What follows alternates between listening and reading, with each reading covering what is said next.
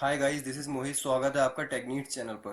दोस्तों, जब आप एक कंप्यूटर खरीदते हैं तो स्टोरेज को लेकर कई सारे कन्फ्यूजन आपके दिमाग में रहते हैं, जिसमें से एक कन्फ्यूजन है हार्ड डिस्क या फिर एसएसडी। तो चलिए आज इस वीडियो में इसी टॉपिक को क्लियर करते हैं।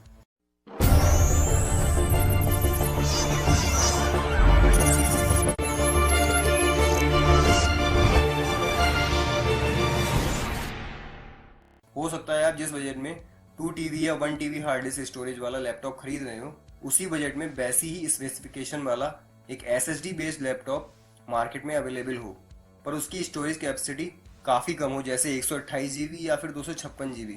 तो ज़्यादातर लोग ज़्यादा कैपेसिटी वाली स्टोरेज यानी हार्ड डिस्क या एचडीडी बेस्ड लैपटॉप लेना ही पसंद करते हैं। पर ऐसा करना क्या वाकई में एक अच्छा फैसला है? तो इसका जवाब है नहीं। ऐसा करना बिल्कुल भी समझदारी वाला फैसला नहीं है, बल्कि आप उतनी ही कीमत में अवेलेबल एक बेटर परफॉर्मेंस वाली मशीन की जगह एक एवरेज परफॉर्मेंस वाली मशीन यानी कंप्यूटर घर ले आते हैं। अब आप में से कुछ लोग ये सोचेंगे, क्या ज़्यादा स्टोरेज अपने आप में एक एडवांटेज नहीं है? तो चलिए मैं इसका रीज़न समझा देता हूँ। देखिए, सबसे पहले ये समझना ज़रूरी है कि हार्ड ड्राइव यानी एचडीडी और सॉलिड स्टेट ड्राइव यानी एसएसडी क्या है और इनमें क्या डिफरेंसेस हैं।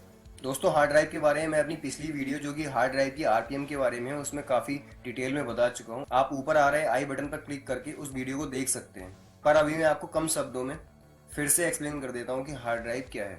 देखिए, हार्ड ड्राइव एक मैकेनिकल ड्राइव है जिसमें कई मूविंग पार्ट्स होते हैं। इसमें दो पार्ट मेन होते हैं, प्लेटर और रीड राइट हेड। प्लेटर एक डिस्क होती है और हेड एक मूविंग पार्ट होता है जो कि प्लेटर के सरफेस के ऊपर मूवमेंट करके डेटा को रीड राइट करता है। वहीं एसएसडी एक फ्लैश ड्राइव है जिसे सेमीकंडक्टर की मदद से बनाया जाता है। इसमें किसी भी तरह का कोई मूविंग पार्ट नहीं होता है, ये पूरी तरह से सॉलिड स्टेट फॉर्म में होती है। तो चलिए जरा दोनों ड्राइव को कंपेयर कर लेते हैं। सबसे पहले बात करते हैं स्पीड की। तो एसएसडी स्पीड के मामले में हार्ड ड्राइव से कई गुना फास्ट होती है। ऐसा इसलिए क्योंकि हार्ड ड्राइव में प्लेटर और हेड किसी फाइल को रीड या राइट करने के लिए बार बार मूवमेंट करते हैं, जिससे हार्ड डिस्क में सेव की गई किसी भी फाइल को लोड होने में टाइम लगता है। वहीं एसएसडी में कोई भी मूविंग पार्ट नहीं होता है। ड्राइव में सेव डेटा का एग्जैक्ट एड्रेस ड्राइव को पता होता है और डेटा सीधे प्रोसेस के लिए हर टाइम अवेलेबल रहता है, जिस वजह से काफ़ी कम टाइम में एसएसडी का डेटा रीड कर लिया जाता है। आप ऐसे समझ सकते हैं कि अगर एसएसडी ड्राइव से किसी फाइल को लोड होने में 0.1 मिली सेकेंड का टाइम लगता है, तो वही फाइल अगर हार्ड ड्राइव से लोड की जाएगी तो उसमें लगभग 12 मिली सेकेंड का टाइम लगेगा। और जिस कंप्यूटर में एसएसडी को यूज़ किया जाता है वो हार्ड ड्राइव वाले कंप्यूटर से 3 से 4 गुना जल्दी बूट हो जाते हैं। यानी कि सिंपल लैंग्वेज में कहें तो कोई भी एसएसडी बेस्ड कंप्यूटर किसी हार्ड ड्राइव बेस्ड कंप्यूटर से 3 से 4 गुना तेजी से स्टार्ट होता है। और इतना ही नहीं, एसएसडी बेस्ड कंप्यूटर के सभी प्रोग्राम जैसे कि कोई फाइल, सॉफ्टवेयर या फिर कोई गेम ही क्यों ना हो, काफ़ी तेज़ी से लोड होता है। वहीं दूसरी तरफ हार्ड ड्राइव में फाइल को लोड होने में टाइम लगता है, जिस वजह से इसकी परफॉर्मेंस स्लो हो जाती है। अब बात करते हैं इस स्टोरेज की लाइफ के बारे में। तो पहले बात करते हैं हार्ड ड्राइव स्टोरेज की।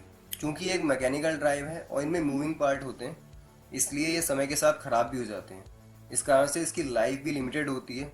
जनरली किसी हार्ड ड्राइव की लाइफ 9 से 11 साल तक होती है, मगर एवरेज लाइफ लगभग 7 साल की होती है। वहीं एसएसडी यानी कि सॉलिड स्टेट ड्राइव की खासियत यह है कि उसमें कोई भी मूविंग पार्ट नहीं होता, जिस वजह से उसके ख़राब होने के चांसेस बहुत कम होते हैं। और यही वजह है कि किसी भी एसएसडी की लाइफ लॉन्ग लास्टिंग होती है। वहीं किसी भी हार्ड ड्राइव में किसी शॉक या स्ट्रोक की वजह से उसके क्रैश होने का खतरा रहता है, लेकिन एसएसडी में काफ़ी हद तक ऐसा नहीं होता है। यानी कि एसएसडी काफ़ी हद तक शॉक प्रूफ होती है और आपके डेटा को करप्ट होने से बचाती है। हालांकि ऐसा नहीं है कि एसएसडी किसी सॉलिड रॉक की तरह मजबूत होती है या फिर ये कभी ख़राब नहीं होती, पर ये हार्ड ड्राइव से कहीं ज़्यादा सेफ होती है। वहीं हार्ड ड्राइव में मूविंग पार्ट की वजह से ये थोड़ा सा वाइब्रेट भी करती है, जिस वजह से बहुत ही हल्की नॉइज होती है। लेकिन एसएसडी बिल्कुल साइलेंटली वर्क करती है, इसमें कोई भी वाइब्रेशन या कोई भी साउंड नहीं होती है। अब बात करते हैं टेम्परेचर की। क्या टेम्परेचर का इन ड्राइव पर कोई असर पड़ता है? तो जी हाँ, बिल्कुल पड़ता है। हार्ड ड्राइव 55 डिग्री सेल्सियस तक का टेम्परेचर बर्दाश्त कर सकती है। इससे ज़्यादा टेम्परेचर होने पर हार्ड ड्राइव के फेल या करप्ट होने का खतरा बना रहता है। हालांकि ऐसा बहुत ही रियर कंडीशन में होता है, मगर एसएसडी 70 डिग्री तक के टेम्परेचर पर आराम से काम कर सकती है और इसमें किसी तरह की कोई भी खराबी आने के चांसेस नहीं रहते हैं। अब आते हैं इसकी कीमत पर। तो सबसे बड़ा इशू एसएसडी की कीमत का है। ये हार्ड ड्राइव से कहीं ज़्यादा महंगी होती हैं और हार्ड ड्राइव से काफ़ी कम स्टोरेज वेरिएंट में मिलती हैं। आप ऐसे समझ सकते हैं कि फिलहाल 1 TB वाली हार्ड डिस्क की कीमत लगभग 3000 से लेकर 3500 रुपये तक है और आप इतनी कीमत में केवल 120 GB या 128 GB की ही एसएसडी खरीद सकते हैं। पर फाइनली आपको यहाँ ज़्यादा कीमत में बहुत ज़्यादा फास्ट परफॉर्मेंस मिलती है। अब आपका सवाल होगा कि क्या सच में मुझे एक एसएसडी बेस्ड लैपटॉप या कंप्यूटर लेना चाहिए या नहीं? तो ये आप डिसाइड कर सकते हैं, पर कैसे? चलिए जान लेते हैं। सबसे पहले आप ये क्लियर करिए कि आप लैपटॉप या कंप्यूटर किस पर्पज़ से खरीद रहे हैं। यानी अगर आप एक स्टूडेंट हैं और आप अपने प्रोजेक्ट बनाना चाहते हैं, स्टडी करना चाहते हैं, प्रोग्रामिंग करना चाहते हैं या फिर नॉर्मल लेवल के गेम्स और मल्टीमीडिया का मज़ा लेना चाहते हैं, तो आपके लिए एक हार्ड डिस्क बेस्ड लैपटॉप लेना अच्छा रहेगा और आपको इन कामों के लिए ज़्यादातर परफॉर्मेंस की ज़रूरत भी महसूस नहीं होगी।